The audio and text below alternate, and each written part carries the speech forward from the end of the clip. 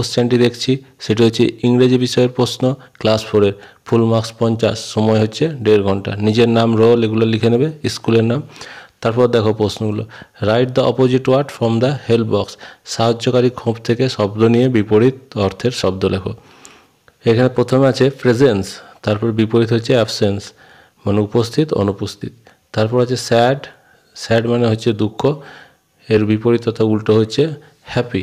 তারপর আউটসাইড, বিপরীত হচ্ছে ইনসাইড। তারপর হচ্ছে সেম, সেমের বিপরীত হচ্ছে ডিফারেন্ট। তারপর 2-এর দাগের হচ্ছে fill in the blanks with the correct form of the verb. বন্ধনী দেওয়া সঠিক ক্রিয়ারূপ দিয়ে শূন্যস্থান পূরণ করো। লীলা, ব্যাকেটে লিভ আছে ইন কলকাতা, যেহেতু লীলা থার্ড পারসন সিঙ্গুলার, সেক্ষেত্রে ভার্বের সঙ্গে একটা এস যোগ হবে, লিভস হলো। যদি এখানে দুজন থাকতো বা ইউ থাকতো সেক্ষেত্রে শুধু লিভ হতো। তাহলে লীলা লিভস ইন কলকাতা। তারপরে একইভাবে Raja goes to the playground every day, প্রতিদিন রাজা প্লেগ্রাউন্ডে যায়। তারপর আছে Shubha sits on a chair. তারপর আছে সি ডাস কিংবা ডিড যেটাই হোক হোমওয়ার্ক।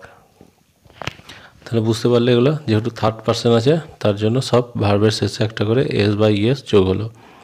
3-এর দাগে হচ্ছে fill in the blanks with suitable preposition from the help box. সাহায্যকারী খোপ থেকে যথাযথ প্রিপোজিশন নিয়ে শূন্যস্থান পূরণ করো। হেল্প বক্সে আছে অন মানে উপরে, ইন মানে মধ্যে, ওভার মানে অনেকটা উপরে, আর আন্ডার মানে হচ্ছে নিচে। তাহলে একে আছে the river flows the bridge, তাহলে নদী সবসময় ব্রিজের তল দিকে যায়, সেক্ষেত্রে আমরা আন্ডারটা বসালাম, the river flows under the bridge. তারপর 2-এর হচ্ছে I sat dash my desk in এই to do work. I sat in my desk to do work, আমি ডেস্কে বসে কাজ করছি। তারপর 3 নাম্বার হচ্ছে the cat ran over the road, রাস্তার উপর দিয়ে দৌড়ে যাচ্ছে। তারপর 4 হচ্ছে I place the vase on the table, আমি ফুলদানিটা টেবিলের উপর রেখেছি। 4 হচ্ছে রাইট ইন ইংলিশ, ইংরেজিতে লেখো। বাংলায় দেওয়া আছে উৎসব, উৎসব ইংরেজি ফেস্টিভ্যাল। মনে রাখা ইংরেজি মেমোরাইজ, গতকাল ইংরেজি ইয়েস্টারডে, আর মন্দির ইংরেজি হচ্ছে টেম্পল। 5-এর দাগের হচ্ছে বেঙ্গলি মিনিং, অর্থাৎ বাংলায় লিখতে হবে, এখানে ইংরেজিতে দেওয়া আছে।